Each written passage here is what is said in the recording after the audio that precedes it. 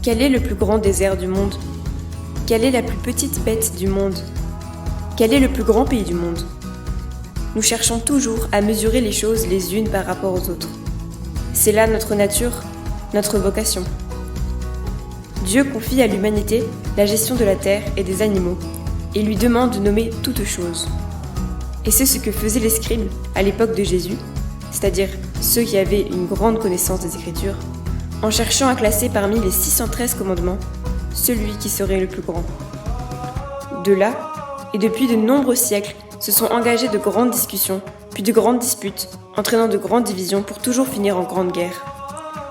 Or, Jésus nous livre aujourd'hui le secret de ce que nous cherchons tous, vivre en paix les uns avec les autres, c'est-à-dire, dans le langage biblique, demeurer dans le royaume de Dieu. Et le scribe pense avoir parfaitement compris ce que disait Jésus. Il semblerait qu'il soit sur la même longueur d'onde que Jésus, et pourtant, Jésus lui répond « Tu n'es pas loin du royaume de Dieu ».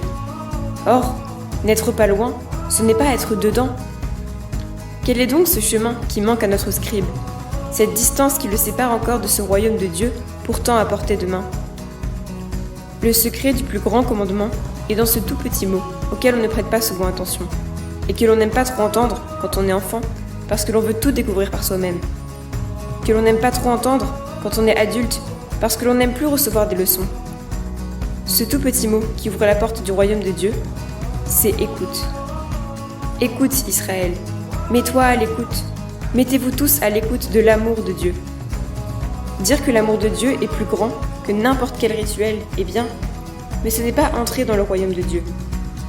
La seule entrée, et il n'y en a pas d'autre, c'est d'écouter son amour et de le mettre en pratique en aimant son prochain comme soi-même.